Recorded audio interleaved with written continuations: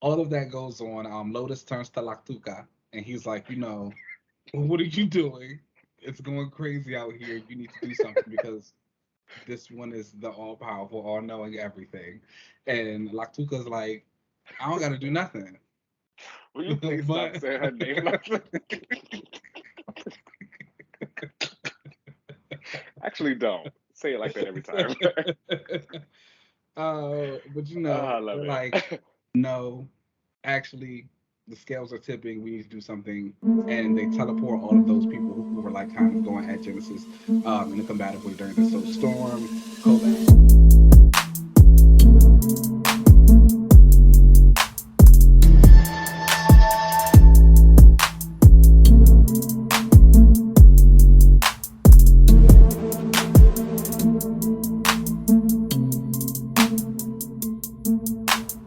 They like, that dynamic. Gene Scott Logan. Am I under the table? It's tired. Anyway, hey everybody, welcome back to another episode of another relaunch. This week I am Anna Marie Darcombe LeBeau, aka Rogue. That is her name, isn't it? That's crazy. I am Eric Brooks, the halfling Blade. Oh, okay. Yes, Nice. yes, yes. He had a good week this week He's had a too. hot week this week. We're gonna talk about it a little bit later, but we'll get Mm. into that. How are you doing?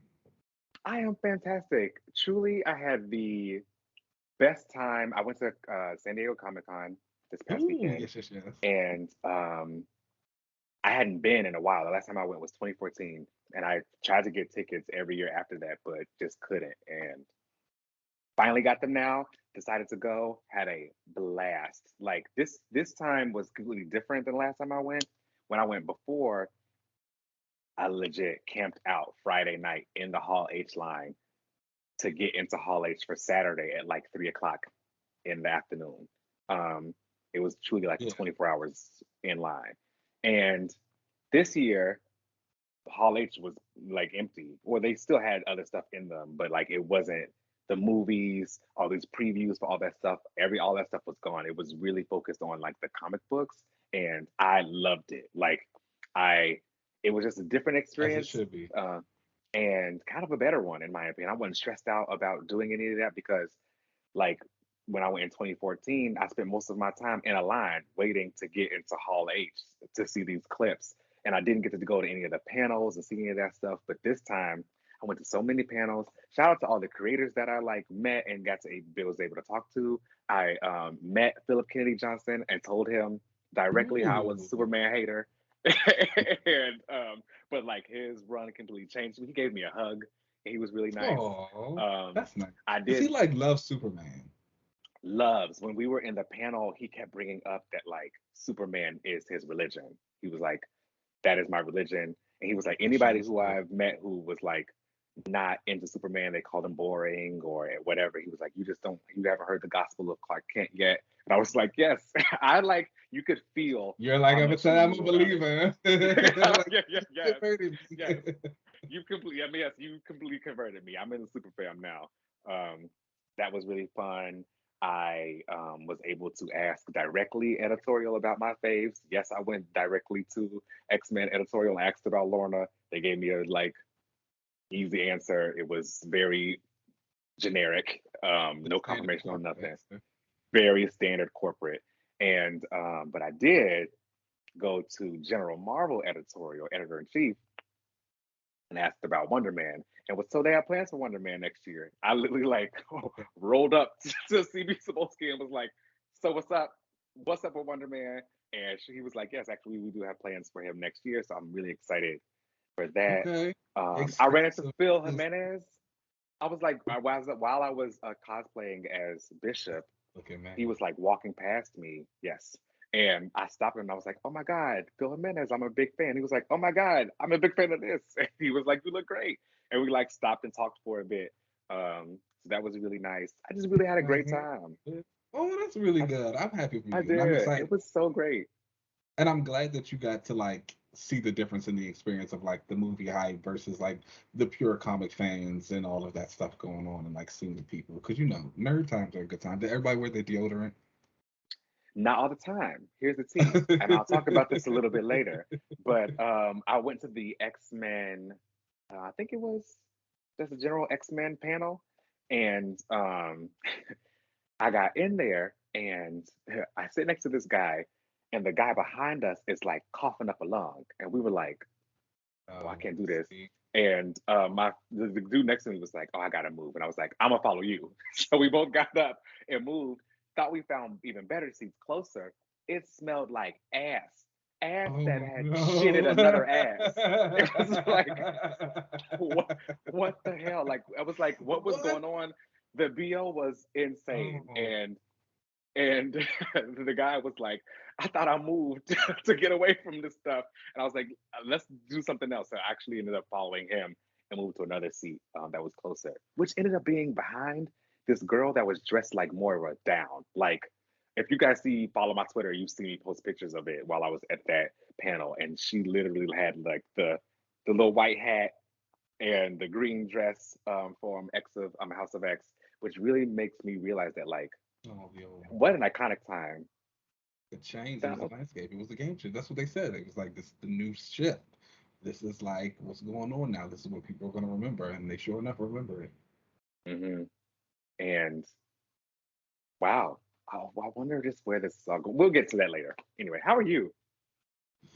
I'm doing wonderful as well. I was not at SDCC this weekend, but I did have my own little like mega weekend event because Barbie came out and I went to go Oh, and see period. that. And, Yes. and that was like an exceptionally good time. And so like that was fun. You know, people weren't dressed up in comic book characters, but people were dressed up as Barbie. Like it's so funny because the theater that I went to, there's this really poppin' bar directly across the street from it. Literally, as I was pulling up to the theater, I could see the bar. Everybody had on pink. It was just people in pink. Like I was like, oh, all of these people are going to see Barbie. And then as I got closer, like we got to see more people. They were dressed up. People had on their fringe. People had on their cowboy hats, pink outfits down. I was like, oh, this is like really a cultural moment right now. And so Yes. then I went in there and saw that, and like it was amazing. I loved it. I immediately actually wanted to go back and watch it again, which I'll probably do sometime later this week because I just had I that love much fun that. with it. I haven't obviously I haven't seen it yet because I was at Comic Con, but I will be definitely seeing it soon. There were a lot of Barbie cosplayers at Comic Con, like a lot, like way more than I expected because I guess I was expecting more like comic book characters, I guess, but Yeah, people were Barbie down. The pink outfit, the cowboy hat, like you said, and if they brought their friend, he was Ken. yeah. They were I had on my everywhere. pink too. I mean, I'm wearing the pink hmm today as well. But like, I had on my pink. I was out there. I was like, yeah, I'm going to see Barbie. I did not go and see Oppenheimer. No, I did that's not. I not for did, me. but I did hear people like who were leaving out of one or like going into one. They were like, oh, I'll be back later, or we're going to do the double feature. We're going to get the drinks and stuff. And I'm sorry, there was like nothing about me that said I want to go see them making a bomb. Like whatever history. hmm And it's funny. So one of my really good friends was leaving.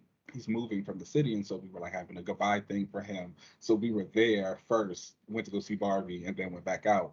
And while we were there before, they were like, "Oh, are you going to see Oppenheimer too?" And I was like, "No, why would I want to see that?" But one of our friends there, he's like, he's political down. He's into like all of that. So he's like, hold on, hold on, hold on. There's a reason why this movie had to be made. We're not gonna act like people weren't bombing us or trying to attack us. And I Whoa, was like, whoa. exactly. I was like, this is exactly why I want to go see Oppenheimer. I was like, what makes you think I like want to talk about like why are we bombing people? Why is that like even our thoughts right now? No, I'm trying to go see people having a good time, women supporting women. Yes. It was great. Go see Barbie. I'll see Awesome. Oppenheimer eventually though. I'm not gonna. You go stream it on Max. Yeah, that's when it comes out on Max, I watch it then. But like my weekend was about something joyful. As it should be. All right. Well, let's go ahead and get into the updates of the week. And first up, like I said, I did go to San Diego Comic Con, and there were a lot of like new things that came out of that. I went to the Mortal Kombat for the people who love Mortal Kombat games. I went to the Ugandi, Mortal Kombat you trailer. speak your name, Ugadi. Period. Those are the good. Those are the girls. Oh Um, girl. and that was really cool. A lot of like really sneak peeks at stuff. I'm sure it's out on Amazon now, but we got to see the. Let me tell you a funny story about how there was a panel called this is not a screening for Invincible season 2. I thought that was the joke. Like, okay, cool. Clearly, this is gonna be a screening for Invincible season 2. So I get in there and I get there early because I want to make sure I'm there. And I'm sitting down, I'm scrolling through Twitter, and all of a sudden I see these like links for an episode called an Adam Eve special. And I'm like, oh, why would they put that out right now? And I'm about to do this. Something ain't right. So then the creator of this show comes up and he's like, hey, everybody, thanks for coming out. We want to show everybody the Adam Eve special. And I was like, wow, I'm really dumb. Because you really thought it was going to be Invincible season 2.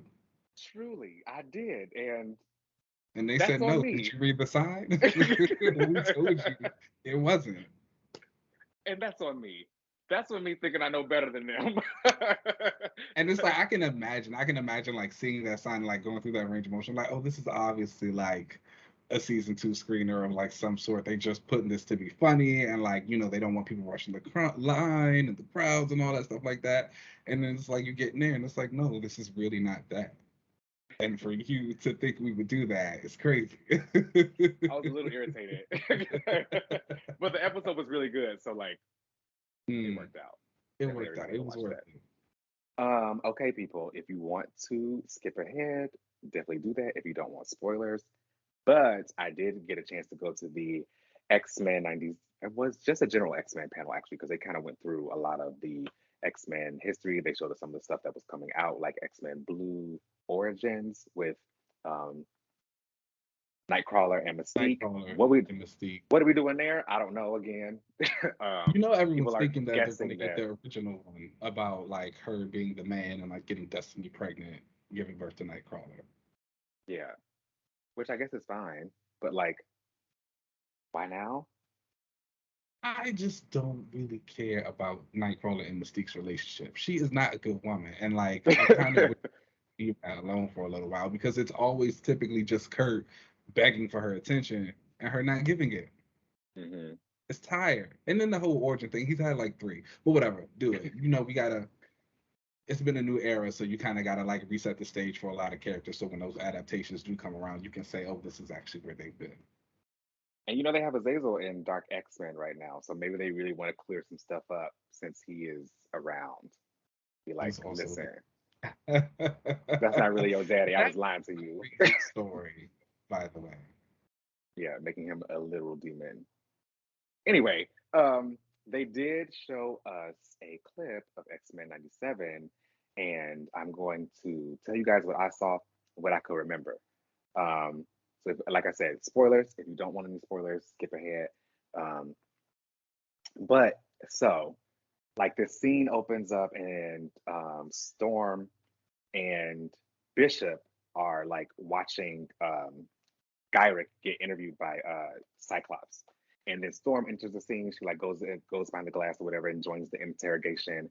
And Gyrick gives this whole speech about how I was successful with my plans because I got rid of your like headmaster. We've already heard about how the story is. I think we don't have to hear. That was the end of this show when Gyrick got shot at. I'm sorry, Xavier got shot by Gyrick, and that's what he got like sick or something, and they couldn't wake him up, and he ended up leaving and going to space with Lalandra. This one picks up pretty much right after that, and Xavier is gone. Gyrick is saying oh, I was the one who shot him. I've like broken you guys up, and how he says like people will always really hate you. We teach intolerance. I'm sorry, we teach tolerance, but that's just surface level. We know deep down we don't like you. And then Cyclops gets kind of upset, and he's like playing bad cop to Storm's good cop. And I will also say that they really made sure to show Storm was like darker skinned now. They definitely heard everybody's complaints and fixed that, which I thought was cool. But Cyclops gets all upset. He's like, oh, you need to give us the information right now. Gyrick is like, no, I'm not afraid of you. What are you going to do? You're not Professor Xavier, and you can't like rip the information from my mind. He was like, oh, you're right. I'm not Xavier, but have you met my wife? And then Jean comes into the scene and she's like, oh, with my telepathic powers being increased by Cerebro, it's no problem for me to read your mind. And she reads his mind.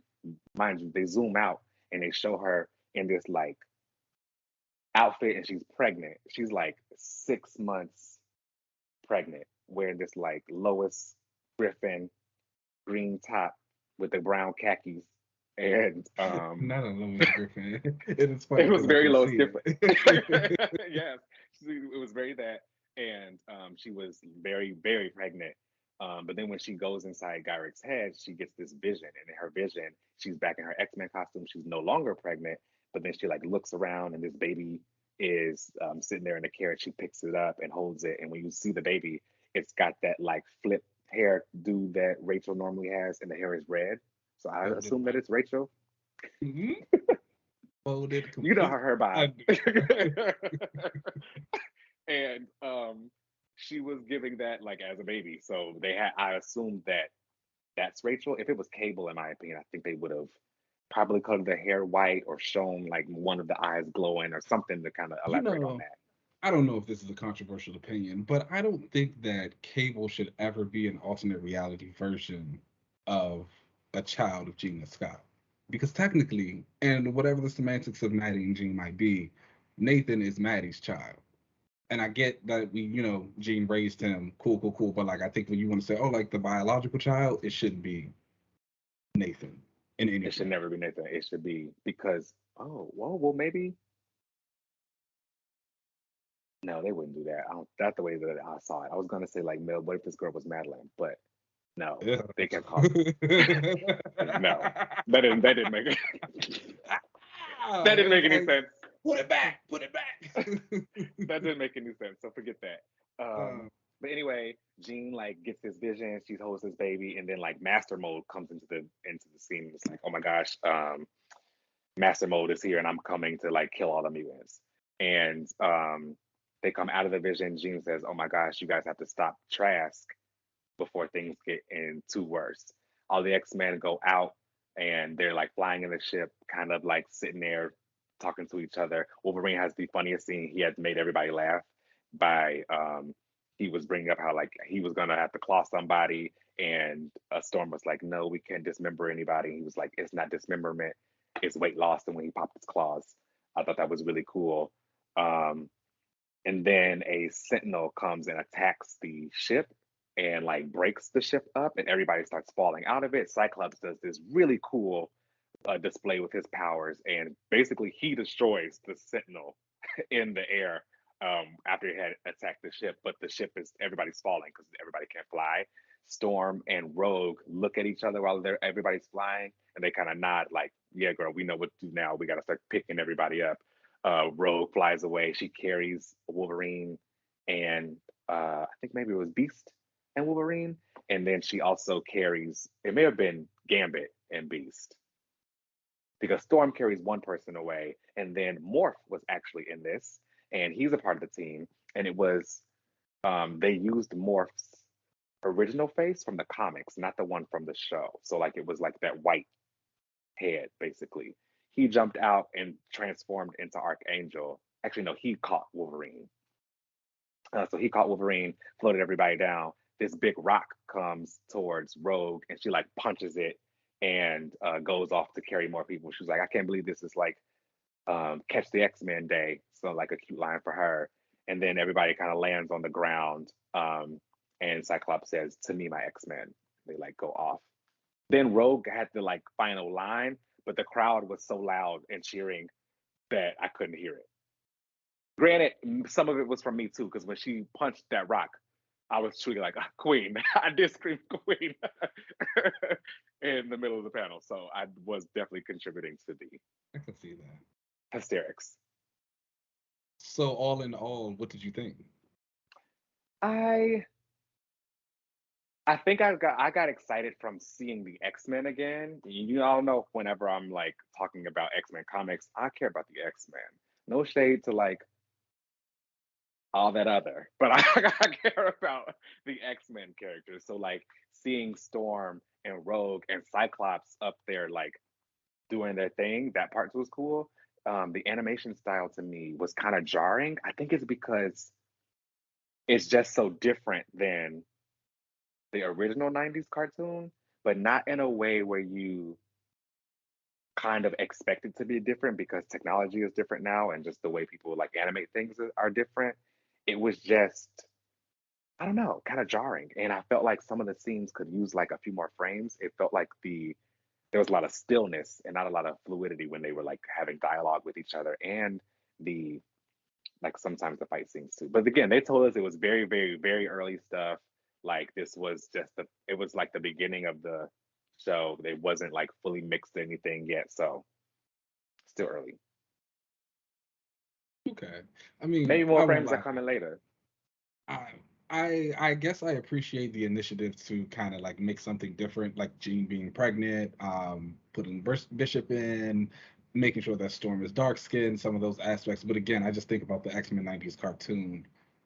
I don't really think I needed a sequel in any shape or form. And No. especially I think it's heightened for me right now because I've been rewatching X-Men Evolution. And that's a show. Mm-hmm. Mm-hmm. That's what we should have got our sequel of. But nonetheless, I don't know. We'll You see. know I what I guess. would have liked for this to have been a movie. Hmm. Mm, just like a If they little were gonna make hour and a half movie. and let's do that. If we want to we need to start doing that more. If we're gonna start doing these reboots and stuff, instead of coming back with, oh, Futurama is coming back for for like the third time again.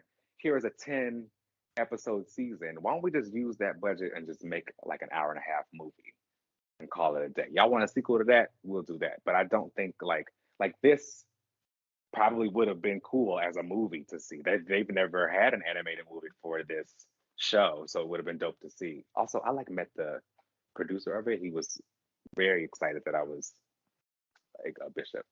I was cosplaying. It was really I cool. know that's right. Yeah, King. this was like the original producer who also did the original show. Well, that's good. They're gonna have to do something with Bishop soon and like redeem him in the eyes of the people and like really wash away that him and Hope stuff for a final time because You know, maybe Bishop he had the right idea. you know, Bishop, yeah, I mean, I was on his side. But, maybe he was Bishop on again something. is one of those characters who gets used a lot in adaptations. He's the only black X-Man. The only one. And y'all be pissing me off every time someone wants to bring up him being like Australian or whatever. Like, can we have one black character, The one black girls male? love to pick and They choose what they love him. take as canon, okay? Let me tell you something Yes. right now. They will go back to the like oldest issue from the 60s and be like, "Oh, this character said he liked strawberry jam and you got him on panel eating grape." It doesn't make sense. Like, be calm. Claremont said he was related to Gateway some random way that no one else has ever acknowledged or paid attention to whatsoever. You know, don't make me They pissed mad. me off with that. Don't make me mad. I'm sorry. Bishop is black.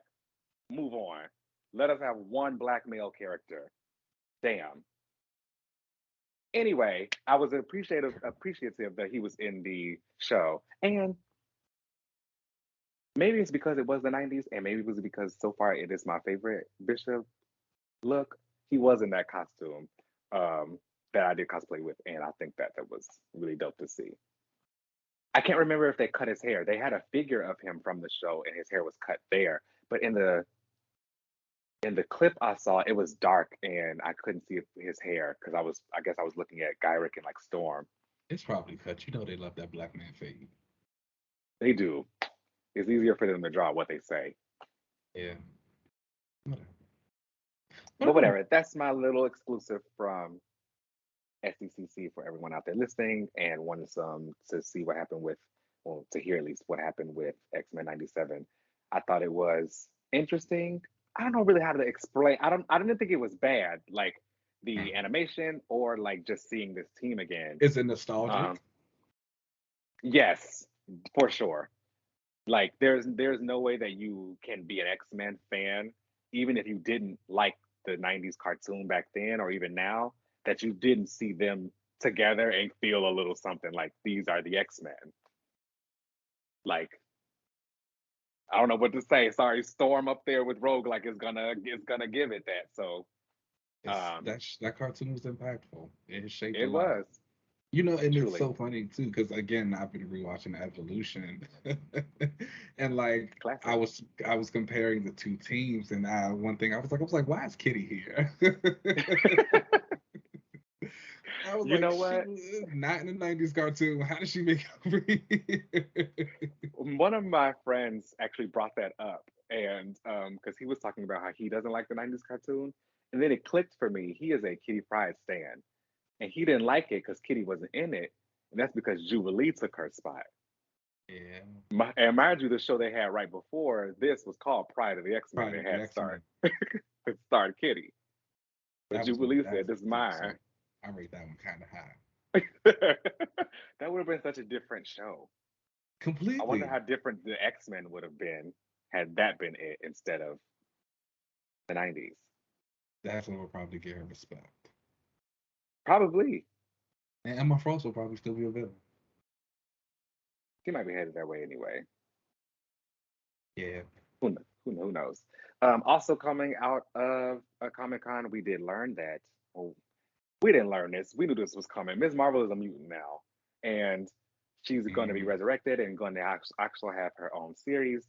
Um, yeah, I think last week we talked about that, but now they have really like pushed the information out as well as showing more of these clips and everything. So, how do you feel about Ms. Marvel the mutant? I don't care. Honestly, Yeah, truly. And, you know, I support the TV I show. think I her like powers Miss are Marvel fun. I TV think her show. MCU powers are fun. Yeah, I was about to say I think the Miss Marvel MCU powers are fun. I think Amon Vellani is a cute little girl. Like I like watching her on TV. But like when it comes to comics, Kamala, okay, let her do whatever she does. Keep it moving. Congrats to her. Welcome. I truly hope you survive the experience. Like truly, because obviously you didn't survive the first one that you've been doing over there with the other people. Yeah, But you yeah. know, also, I just it's interesting to me like the precedent that they set of like with the movies obviously influence and like how they do things. Kamala being a mutant, Wanda and Pietro losing their mutancy, and then sometimes writers just like doing whatever they want and like changing well-known mutants to baseline humans, like with Franklin. Um, and it's just always interesting to like watch how they try to mix in the mutant metaphor of like, oh, these characters are mutants, they immediately get associated with the X-Men versus like, oh, mutants are everywhere in anyone and they are Hmm. able to exist outside of this lens. But it's like, no, either you're over here and you are, or you're not Or and you're you're a not. traitor. Yeah, Yeah. you know what I'm saying? So it's just something that's interesting to watch. And it makes me wonder, A, if this trend will kind of continue, who else they'll make a mutant, or if they'll use this Kamala way to kind of like redo some of those other ones, like Pietro Wanda, confirm, bring Franklin back, confirm Wiccan, things like that. Mhm.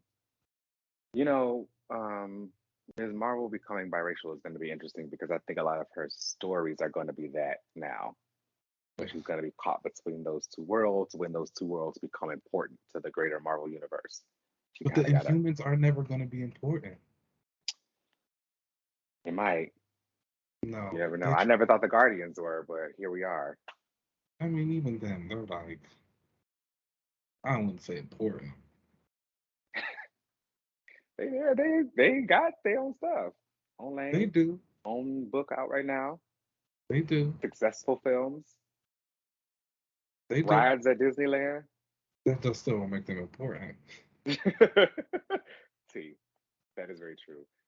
We did also get the Marvels trailer that came out, and all I saw was queens everywhere. Mothers, a niece with Ms. Marvel. I I'm excited. I can't wait to see the movie. I am fully um, y'all know, like me and Photon, I love her and I really want her to get her own lane. But I'm starting to accept the fact of her kind of being tied to Captain Marvel because the way that they seem to be trying to transitioning their relationship in this movie is no longer like, niece and or more like surrogate daughter basically, between Carol and Monica. Now they seem to be like more like peers. And if Monica and Carol are always going to be tied to each other because people won't let it go. I would rather it be something where they're peers than one is above the other.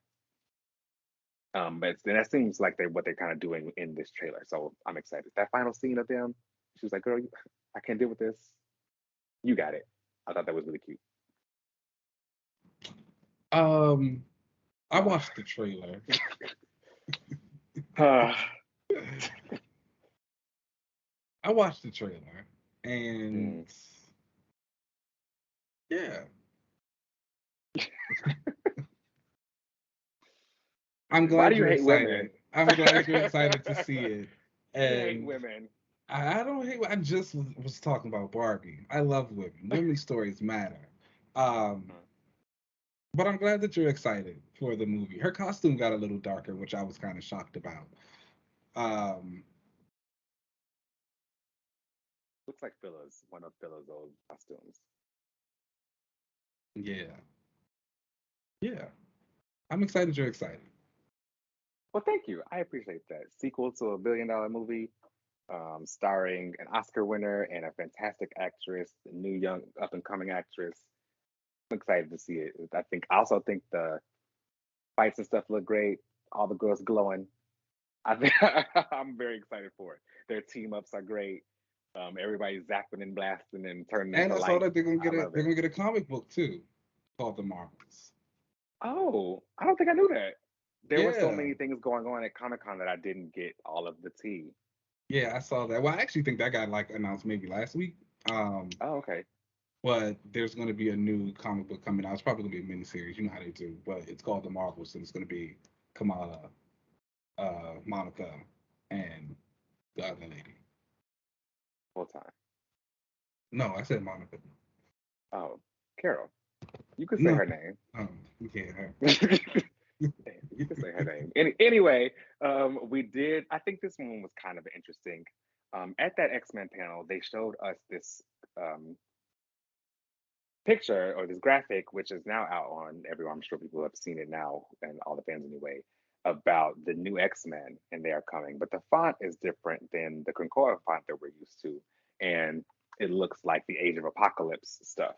Now, what do you think this is? They said that we're going to be seeing this in November. We're set to see some more announcements of it, and then the team kind of comes together, or this book comes together in 2024. I think it'll be like Apocalypse's X-Men team. I think they've been building towards him doing something, coming back. Obviously, we just had the Before the Fall issue special where he was talking about going to get ready for all of these things that are happening. I felt like the Krakoan era has kind of made pillars within the X realm. Obviously, Magneto and Xavier have been two of the main ones. I feel like Moira was added in the third one when they brought in the whole thing of her being a mutant.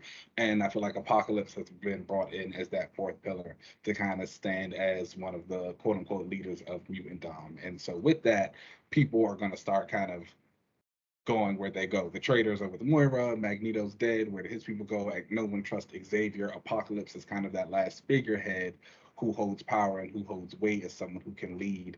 And the font is Age of Apocalypse. That was an era or an event where Apocalypse was in charge and he led everybody. And then B, knowing now that we know and how the X-Men have kind of broken apart and separated during Fall of X, we're rebuilding. Here's Apocalypse's time to lead. Apocalypse said, "You guys are in a crisis. I'm on my way." I'm on my way because what's going on over here? Everybody's fighting. Everybody's scattered. Y'all are up in space, but then down here, something's doing. Yeah, everybody's not doing the right thing. Let me come and fix this.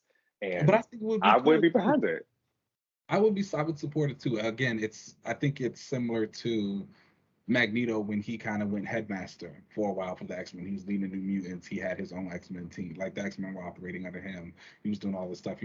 I think this is Moira has done it multiple times before. She was there with the Deadly Genesis team with Vulcan. She had her Muir Island group as well. Obviously, Xavier, who's who we know. Now it's time for Headmaster Apocalypse, and I think it's been something that has been built up through this entire time, from the moment he came in as this mage guy and the sorcerer. Yeah, Richter as a student. Maybe we'll see Richter in it again. What if Cyclops is leading this team? No, thank you. Another thing. Remember he had that one eye? But he's on the cover of the other X-Men book with his eyes out or eyes sewed shut. We don't need Cyclops. Is basically what I'm saying. I'm just saying. I have seen theories that Jean will be there. Doing what? Well, there's an Immortal cover that has Apocalypse, and he's like got the Phoenix on his arm.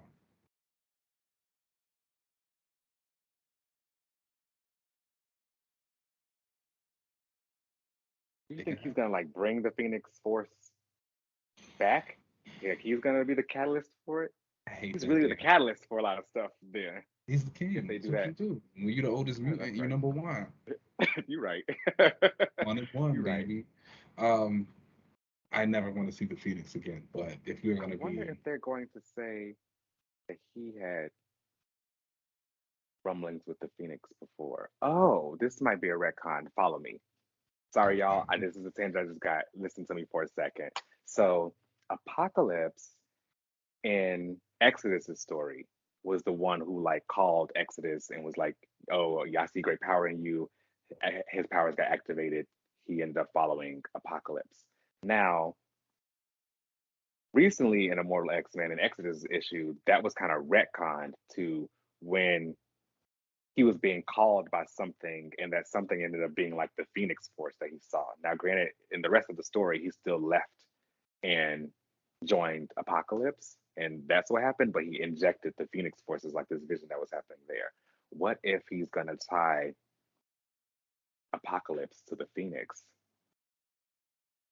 and Apocalypse like feels like, oh, the Phoenix should be something that the mutants should have. And I've had, or he's gonna say, if he's the oldest mutant too, he's gonna obviously say something like, "Oh, this isn't my first time seeing the Phoenix. Like, the Phoenix has been on Earth before." I personally hate it. Anything with the Phoenix, I'm against it 100%. But I could see something like that happening. So, and I think also about like Wolverine and X-Men. Didn't they do some like weird lore with the Phoenix and like how it had to go to telepaths and all of that kind of stuff like that? And it was always like reborn in telepaths. Like once the telepath dies, it's just like reborn into another one. Whatever. I'm excited for Apocalypse to come back. I guess I'll just see who's writing it, what goes on. But that is my theory for the new X-Men, that it is kind of like Apocalypse stepping into his role as the mentor, the headmaster, the leader. This is his X-Men. Okay. I'm into it. Let's put Lorna on the team, just for good measure. But anyway, let's go ahead and take a break, and then we'll come right back. Ooh.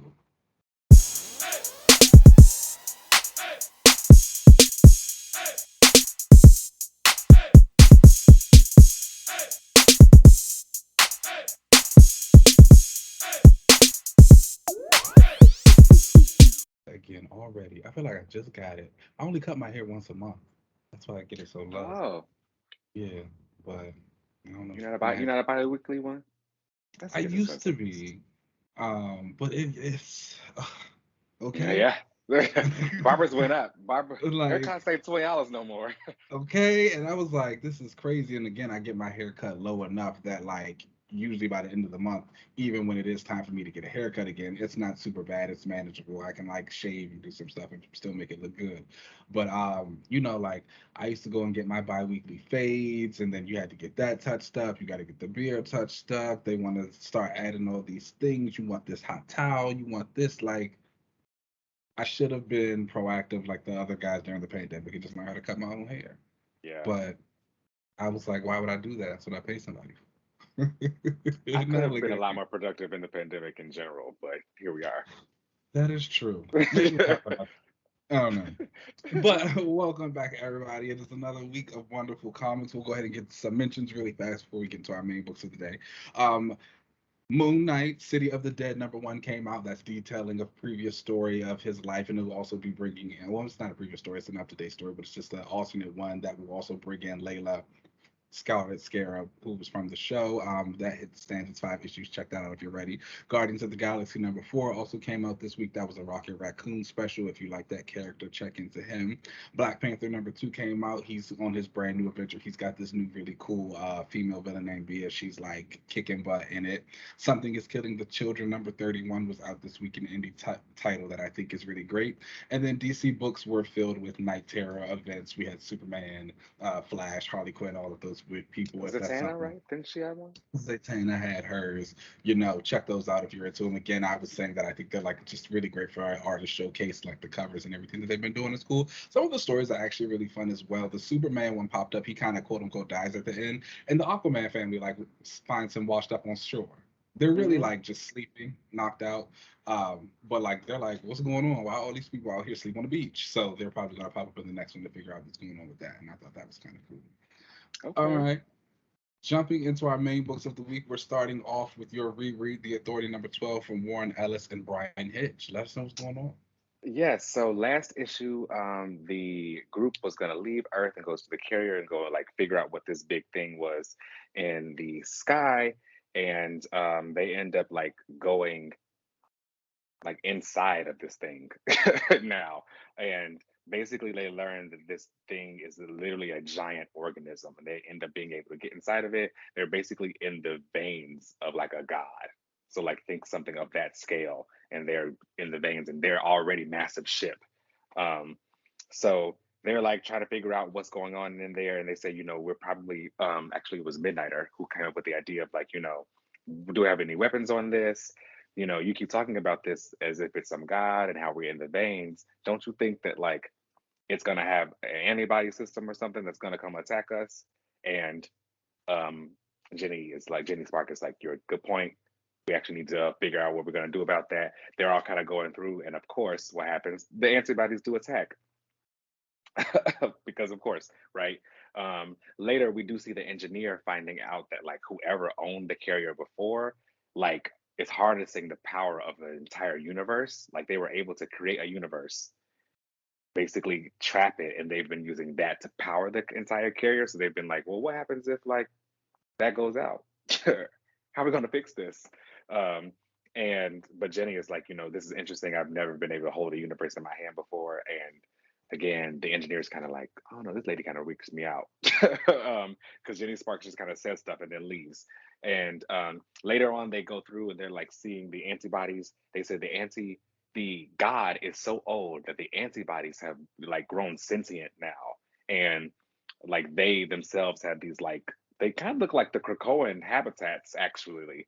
Like they have a bunch of those A like little influence coming through.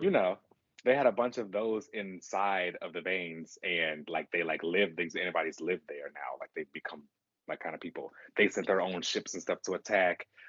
Swift is having this like, I don't think I really like her, but she's having this like, she's a girl with wings, and she's having this like conscious moment about like, oh, we don't have to kill all these white blood cells, like they're sentient now. And mind you, Apollo was sitting next to her, and these ships are like flying really towards them, and she's like, no, we don't have to kill them, let's hold on and see what happens. They end up crashing into the carrier, and Apollo was like, look at these idiots, like we should just go out there and attack them. He leaves the ship and he's like, I'm gonna hold off these white blood cells for as long as I can. He's out there basically doing his whole, flying tank thing out there. Then the antibodies actually end up getting inside of the ship, so everyone has to fight them inside of the ship, which was really cool. Again, this is like great action stuff that you get in Imagine this something like series. this happening in your body, and you have no idea. Very Osmosis Jones. Miss But Frizzle and the Magic School Bus in there taking them down, and like yes, kind of killing and destroying the things that are supposed to keep you healthy. They're killing you. could you imagine just like that's actually what's happening in your body? That's a great way to explain it to people and Yeah, help them know biology. superheroes. That's how it happens. But yeah, they're all going out and they're trying to figure out like what to do next. They say, oh, maybe we should, if we're inside the body, let's go and find the brain. So Swift uses the carrier to kind of figure out where the brain is. Jenny Sparks is like, get me to the brain. She says to this god, this world is mine. And she completely does this big electronic thing, electroshock image, she basically short circuits the brain and she electrocuted it and it's dead. So all the other like antibodies are all dying and dead. But then it also killed Jenny Sparks. And she tells everyone, like, I'm the spirit of a 20th century, 100-year-old defense mechanism. Like, I had a good start. I'm ready to go on, make sure you guys save the world and be better. And then she dies. But they show like at the strike of like 00, there was a countdown throughout this entire issue. Um, a new baby was born, and there's this like shock that you see in the background of the hospital, and it looked like someone in the UK, because somewhere in the UK, because Jenny is from the UK, so maybe this is her rebirth now.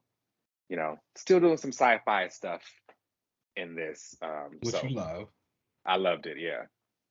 So yeah, another great issue of the Authority. Now we've Okay, read what like would the you rate first it? 12 issues. I And what would would you rate like these first 12 as a whole? honestly, I'd rate this issue a 3.75 out of 5. I liked it. Um, like I said, I don't like that Swift girl, but I like that I still like that there's a team dynamic again. What I really enjoyed the most about the Authority and these first 12 issues, I would rate them like a 4 out of 5, definitely. Okay, that's pretty good. um, because you get this team. If you like superhero teams and um, getting to see just different characters interacting with each other and they're bouncing their own personalities off of each other and getting to know them, you really get a lot of that in this. Like I said, I may not like this Swift girl, but somebody else probably does. And I love Apollo, but someone may not really like Apollo. Midnight is cool and he's doing his own thing. You still have the doctor here who is like the magician, and then you got the city boy. He's there. You have You all love these City different. Boy. You have all. Watch me end up like really liking him. Uh, You have all these different personalities, but they all kind of bounce off of each other instead of just using them to tell the story. You know? okay, that's fair. Well, I'm glad you're enjoying it. Yeah, Um, good time. good times. Next up on our list is X-Men Red number 13, and that comes from Al Ewing and Jacopo Kamangni. Um, and you read X-Men Red, right? Okay, Yeah. beautiful, Mhm. beautiful. So this issue, we have been hearing about how Genesis is coming. John Onfire showed up the last time, and he's like, "This is what was going down in Ameth. Get ready, she's on the way." This issue opens up with the Great Ring of Araco. We are surrounded by dust and bones and just death everywhere. This guy's coming up talking about he's ready to challenge for a seat. Lotus stabs him in the face. He's like, "I heal, you're being rude. This is not how we do things on Morocco." Storm is like, "We don't have time for this. We need to get ready." The Great Ring kind of starts discussing some things, and then who do we see in the distance walking up? First of all, quick Big aside, Mama. where's security? Why she just walking up on our meeting like this? This should not be. Somebody needs to be standing at the door. You think they could Nonetheless, have security? They let a stranger from another planet just come through and destroy them. well, that's what I'm saying. We need to get organized. So we need to put somebody at the door so we don't have things like this happening.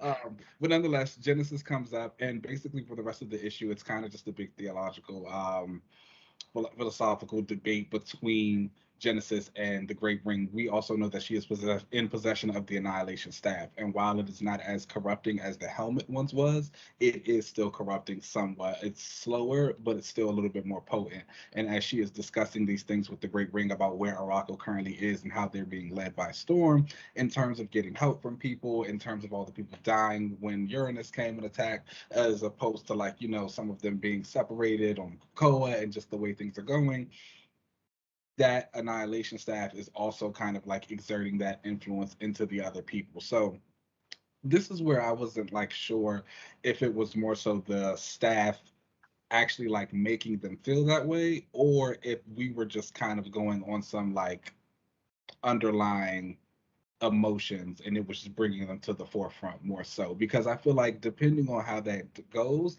it really kind of changes how I see the story and how I see all of these characters acting.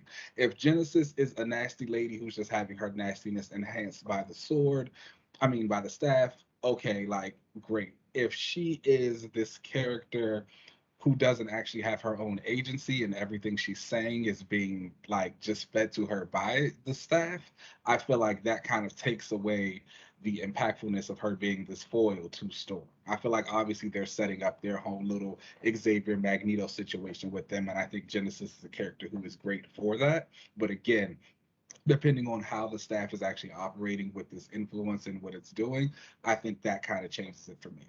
Nonetheless, as all of this is going Well, on, well, well. It's so interesting that possession is fine with certain characters and they don't get called crazy. Somehow everyone is able to understand what's going on. But other girls, she's um, crazy and oh, she's unstable. I don't know what to tell you. That's Wow. I'm just going by what the I'm story putting that, I'm just what I'm putting that reading. out I'm there. just going by what I'm reading. But I'm just putting that nonetheless, out there. all of that goes on. Lotus turns to Lactuca, and he's like, what are you doing? It's going crazy out here. You need to do something because this one is the all powerful, all knowing everything. And Lactuca's like, I don't got to do nothing. Will you please stop But saying her name like that? Actually, don't. Say it like that every time.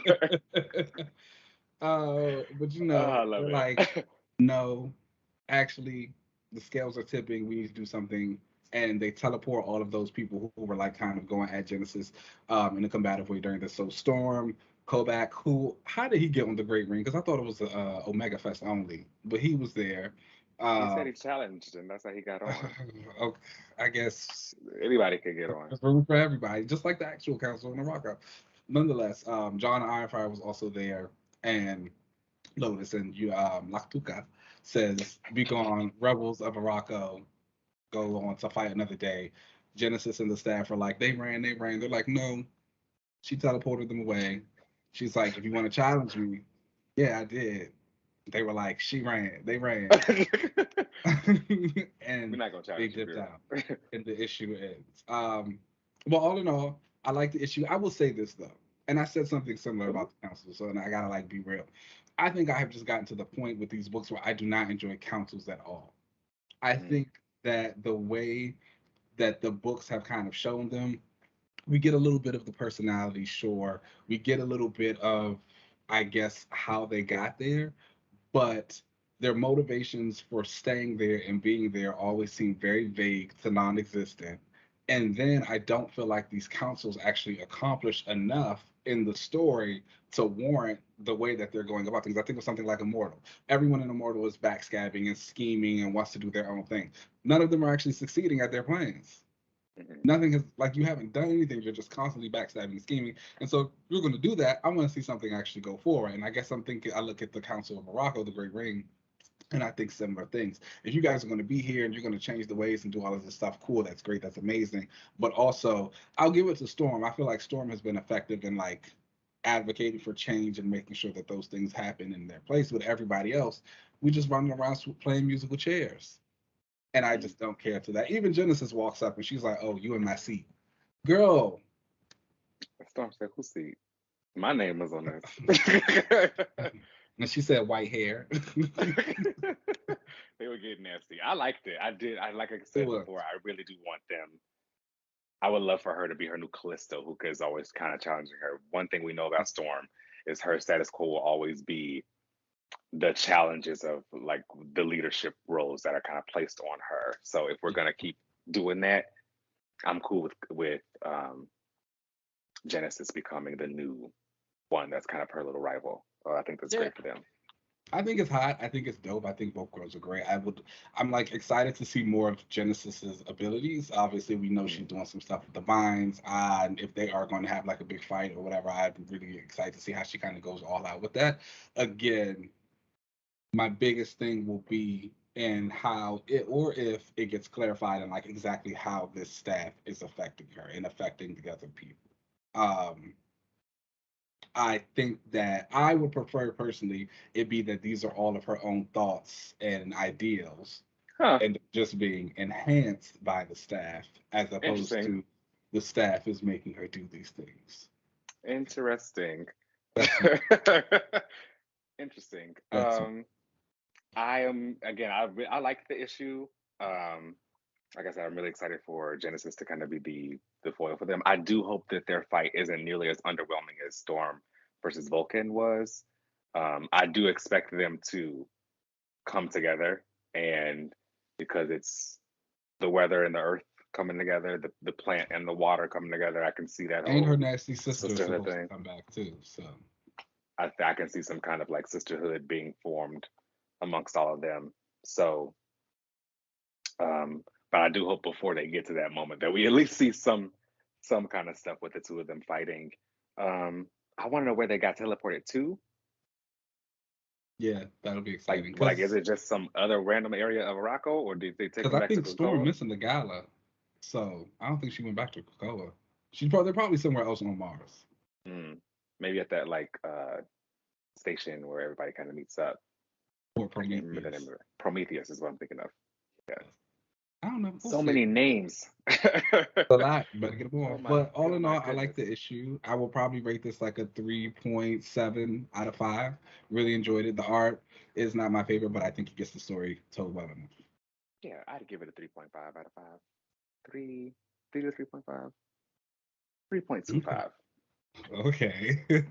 I'm in down, but it got there. All right, and the last book on our list this week is Blade #1 from Brian Edward Hill and Elena Casagrande with colors from Jordi Belair. You know I always got to shout her out. That's my doll. Did Mm-hmm. you read Blade #1? No, you know I don't get down with Blade like that. No, I'm sorry. Vampires are just not my thing. I'm sorry. They The don't do thing it for is, he me. doesn't only just fight vampires, so that's like crazy. He only fights vampires. I think maybe 2 pages in this issue. The rest of the But issue is about something he completely himself different. is a vampire. He's half. Anyways, let me talk about this issue. This brand new #1 that dropped this week that was amazing and good and fantastic and had beautiful art. Now I won't Um, front. I won't front. I did check out the preview, and the preview almost had me. I was the like, pre- "Whoa, this looks really good." if you like actually go back and listen or like read some of the interviews that Brian Edward Hill has been doing for this book, he talks about a lot of his influences. He is very into like martial arts, Japanese anime, like shoguns type stuff, like westerns. Like he loves all of those type of things, and so he has talked about how he wants to infuse that into this book and how we move excuse me, we move away from Vampire Sheriff Blade. And there is also an Infinity comic that goes along with this. It's called Blade First Bite. It's 4 issues. It's kind of talking about Blade from when he was that vampire sheriff to like where he is now. He's meeting with his old friend and he like talks about his life. I think it's something, if you're not super familiar with the character, it's a nice like quick overview. And basically, and then he talked about what he was with as a vampire sheriff. He was like feeling like a fraud, and this isn't what he usually did. And he was like, people didn't care about me in the Vampire Nation anyway. Although it's written in a way that leaves it very open where he could come back, because we do see that there was people in the Vampire Nation who actually liked him and appreciated them, Oh. protected them, and it kind of seems more like a thing he's just telling himself so he can get away. Hmm. But here Brian Edward Hill has like started the slate clean. He said that he wants this to feel like really cool Blade, like he's been around for a long time, kind of got like a 007 feel a little bit where you'll see people pop in and out who he just knows. Like he's been around forever. We don't know these people, but he's got this background for him, and that's kind of where this issue starts out. There's this girl in this club, she's being held by some vampires. Blade comes in, he fights them off, he rescues the The girl. He's vampires like, just be in clubs. yeah, they have like their own lives.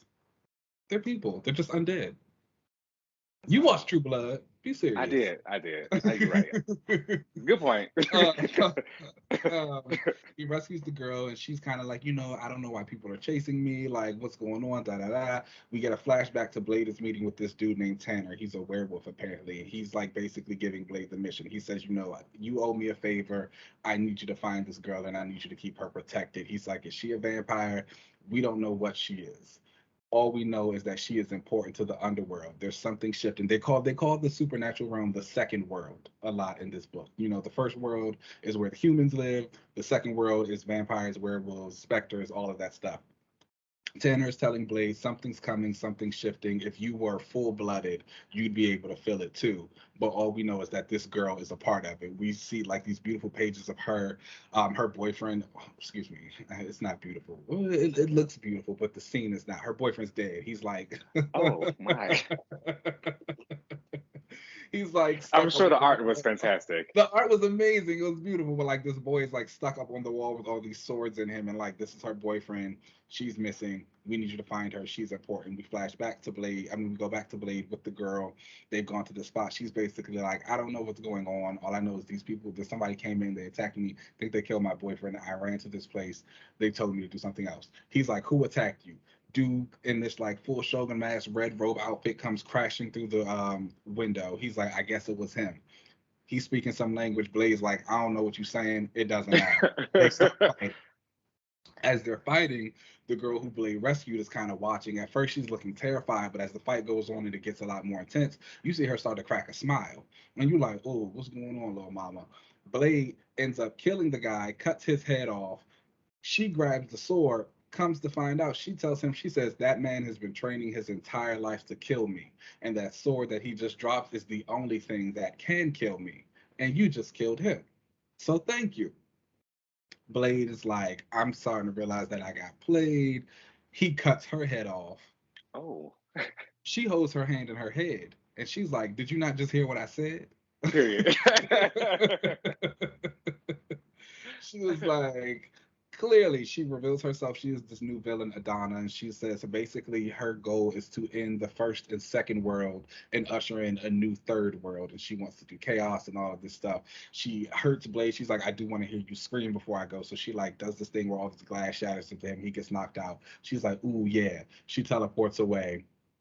Um, we later see her on the beach. The skin that she has been wearing as the girl, she kind of like sheds it, and she's like in this like the entropy muscly form Hmm. where it looks like you can see all of that, but then she gets covered by like this black smoke, and she's like dragging the sword through the sands of the beach. It's hot. She looks good. It's Yeah, like it's giving the villain, it's like, a yeah, this is villainess. what I'm talking about. We later on, Blade is later kidnapped by the people who were training the guy who was supposed to kill Adana. And they've got him hanging from the ceiling and they're like shooting arrows into him, like, you ruined everything, you messed it up. There's one girl by the name of Roth. She's like, we can still fix this, we can still help him. They're like, no, we're going to kill him. It doesn't matter. She ends up killing them and rescuing Blade. And she's like, are you going to help me stop Adana? He's like, yeah, I guess. And that's what the issue is. So, really, really great stuff. The way, again, Hill said that he really wanted to bring back like that cool aspect of Blade. Like he feels like he liked the Vampire Sheriff stuff, but he feels like a lot of people look at Blade. He is this loner guy. He is this badass. He comes in, he like fights the bad guys, and he dips out. And he's really toning into that. And I think that again, this aspect of him just having all these people he knows and like can call him in to do these favors or get him mixed up in this mess is a really great way to evolve him from just fighting vampires nonstop. It's always going to be a staple. They're always going to be around. He's always going to jump into somebody's team up to help them. But right now, the vampires are in this space, especially with them being in Russia and having their nation, where there's not as much as a threat as they used to be. A lot of them are over there doing that, and the ones who are left are either scared or they're just kind of lowbrow. So here, he's mixed up in this realm no matter what. He knows these people. He has to help them. He's going to save the world because at the end of the day, he's still kind of a hero. We don't seem like we're going to have any bit of bloodline his daughter in this Oh, first arc. There's potential for her to again show up later on, but Brian Hill was saying that he wants this to kind of just like set the tone for Blade and his new world and what that means. And honestly, her miniseries was really good, and it does kind of put her apart. What he's going through in this, I don't necessarily think he want her in it right now anyway. But mm, they did also announce that the Spider-Man Miles Morales book is going to have a Blade crossover issue. Oh, mm. I'm not going to say crossover. He's going to guest star in the Spider-Man book, and I think Bloodline will pop up in that. So if you want to check that out, Oh, you know, look so they out. didn't just get rid of her. Yeah, not at all. Which it's exciting. I think this Blade Corner is great. Again, the art and the coloring mixed together was just so well done and so good. It had like a cinematic feel. I felt like I was watching a movie at some points in time as the way the art goes through it. Hill has a great sense of action. His blade is super cool. The threat seems super cool. I'm excited to learn about the organization and everything that's going on in the book. And I highly recommend it. I think if you are interested in Blade in any type of way, check it out. If you have any questions about Blade, check it out. Maybe check out the Infinity comic if you got Marvel Unlimited, just so you can get a quick overview. I don't feel like this one really does the job of kind of like giving you backstory on Blade, but again, you see the people. I feel like Blade's one of those characters people just know he's been around, and so you're just kind of going with it. But it was really, really good stuff. I highly recommend it. I would honestly give this a good 4.5 out of 5. Wow. Yeah, Okay. like I really, really enjoyed it, and I highly recommend it to a lot of people. All right, And Blade. again, I've talked a lot about how Blade don't have a lot of good stories. The Vampire Nation and the Rise of that was really the beginning of this. So again, I think all of that was good, and now to see this different element of him, something that people have tried to do a lot before and kind of failed at, see it done and see it be have. And it's just one issue, but it was done well, and I think that one issue will set the tone for the rest. So check it out. Hopefully it's an ongoing, right? Isn't that a mini?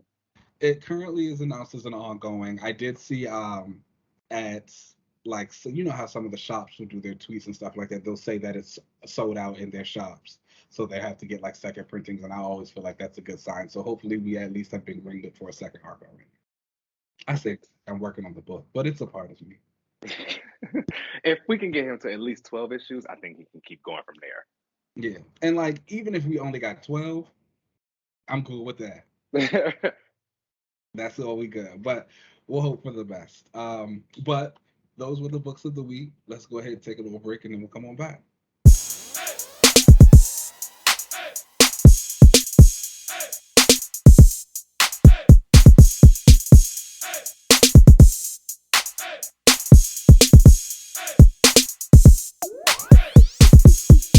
We just got to get You be something else going for her to back and do. forth on the road brick powers.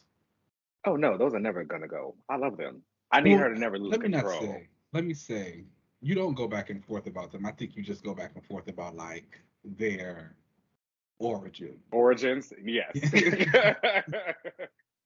It depends on how I'm feeling. You know, Yeah. I used Um, to not like it, but then I came back around when they came you from did. Wonder Man. But I don't think anybody remembers that. It's always gonna But be me, Carol. I'm the only one who brings up Wonder Man every time. Yeah, I Um, think that's just what do they say in Spider-Man Canon event? mhm. That's Rogan Carol's. Everybody just knows that.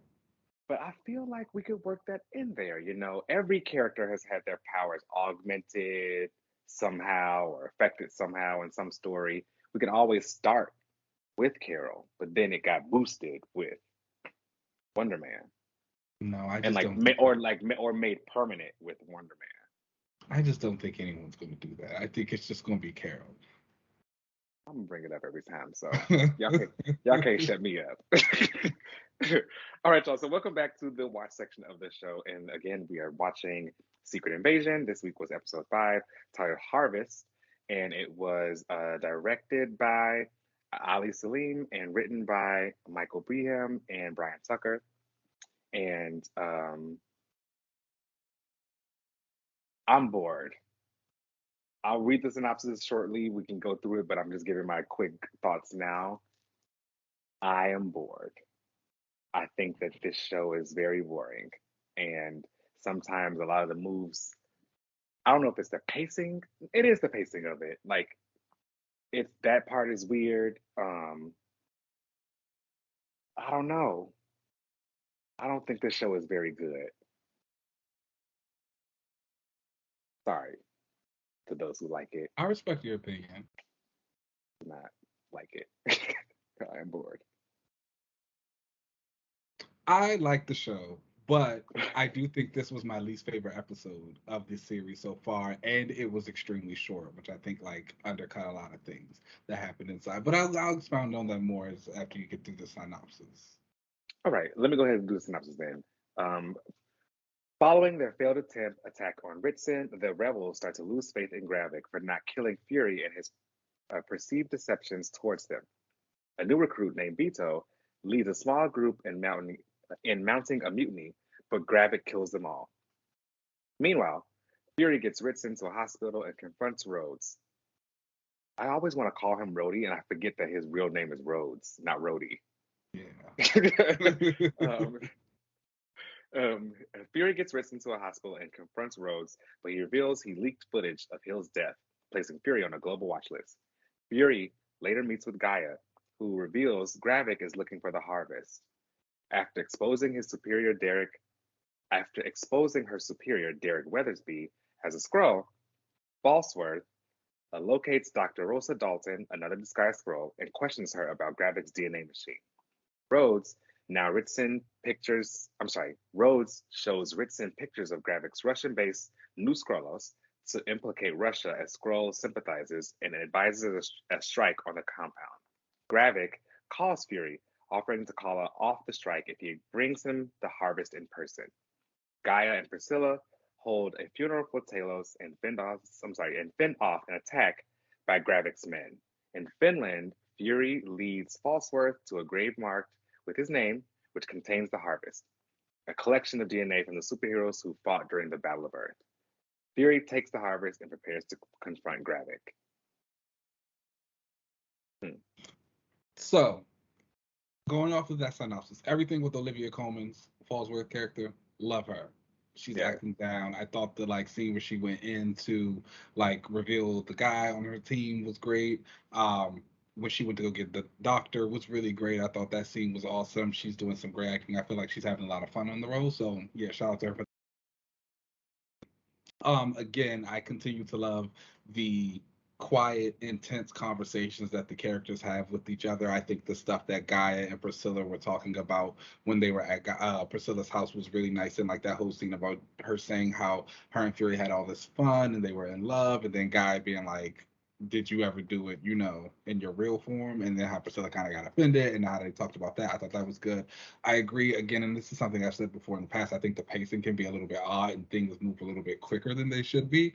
That entire action scene that they had in the Why did they have house, they needed a big action scene, but it just made no sense to me, and I don't really think those. I appreciate them trying to give the girls their badass moment, but I don't think that was necessary for the story or for them to be the ones that had it. I do continue to love Gravik. I thought the whole thing about the Skrulls kind of turning on him and trying to fight him was a great moment to show how bad and ruthless he is. The fight was the fight, but Ben Kingsley there, I think he's doing a really great job with this role. Again, he was also just in Barbie as one of the Kens, and I love kind of the justification that I've seen of his range and the things that he can do within those two roles. So that's been awesome. Fury and Rhodey. There's something I think that Samuel L. Jackson is doing in his portrayal of Nick Fury, where he's putting a little bit of himself into the role, which I don't know. I get it because it's making Fury feel a little bit more human, but I don't know if I see Fury's human side acting like this. Do you mean that one moment when they were in the office and Fury attacked Rhodey and was talking to him, and the way he was talking to him, it sounded like Samuel L. Jackson. It didn't sound like Nick Fury. The way he was speaking to him, it was oh, this is you. Yeah, and so I don't know. So it's I appreciate the attempt at trying to humanize the character and again show that he's different and he's down since from the blip and he's been in space and yada yada yada yada. But I just don't know if I like where Sam Jackson has been taking it the most. Again, the episode was extremely short. I think this one was probably the shortest of the series so far at 39 minutes. So it felt like we just missed a lot and they cut a lot out. And so overall, I think especially for this to be the second to last episode, it was just kind of yeah, I ain't like it. But I do still enjoy this. Again, I still enjoy the series as a whole. I was actually just talking about this with people over the weekend. We were having a big discussion about the MCU in general and shows on Disney Plus and movies and things that we go back and rewatch. And I was Secret Invasion, I'll actually probably watch a few of these episodes again. That is really wild because I watched this exact episode and I thought afterwards, whoa, I'll never watch this show again. I won't watch this episode again, but probably episodes 2 and 3 for sure. That again, that conversation that Nick and Priscilla had in that one episode, I thought was amazing. Those first few scenes where Gravik had to go rescue his guy who was kidnapped, I thought that was really great. I loved a lot of it. Another episode I go back frequently and watch is Falcon and Winter Soldier, specifically when they go beat up John Walker, Sam and Bucky and the Dormage. And I kind of feel like those episodes would be in the same vein as that. It's I've got an hour or some time to spare. I need something to put on TV. Let me throw this on in the background. Oh, wow. I have those kind of shows and episodes and stuff too. This will not be included in mine. Not many Disney Plus shows are. That, like I said, that Falcon and Winter Soldier scene, and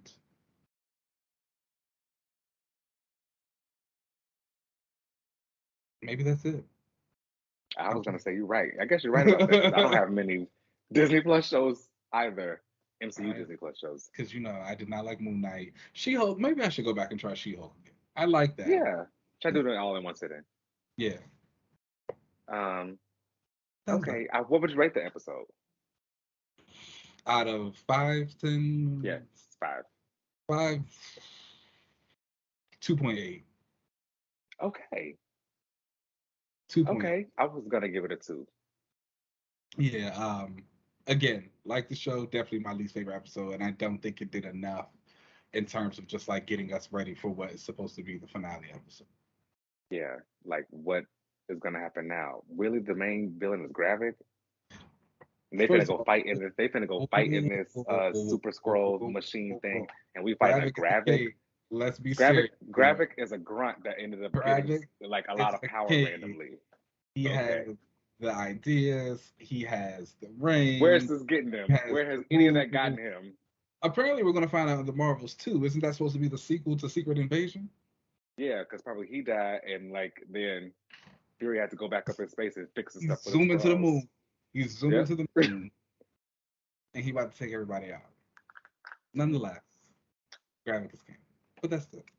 I don't know about all of that. Anyway, all right, y'all. Well, that brings us to the end of this episode. Please make sure you guys rate and subscribe us wherever you get your podcasts. We really appreciate all of the support you guys have been giving us all over the last few years. Next week is the last episode, so you guys can obviously go back, listen to everything that we've been doing, check us if we like changed opinions on some stuff from beginning to now. That would be interesting to know. I feel like I was in most of my things. I don't know. When did you say? First they love you, then they switch. So you never know. We'll see. But yeah, you can find us on Twitter and Instagram at Another Relaunch. You can email us at anotherrelaunch@gmail.com. You can watch us on YouTube at Another Relaunch TV. You can find me on most social media platforms at UncannyLZ. Keenan, where can they find you? You guys know, as always, you can find me on Twitter and Instagram at Keenan Lance. There's an underscore at the end, although Twitter might be changing its name to X. It might be. Who knows? Who knows what's going on with Twitter at all right now? So nobody. We'll see. But the CEO don't. So we'll okay. See. Never did. All right, y'all. Let's get up out of here, and we'll catch you next week. Peace. Bye.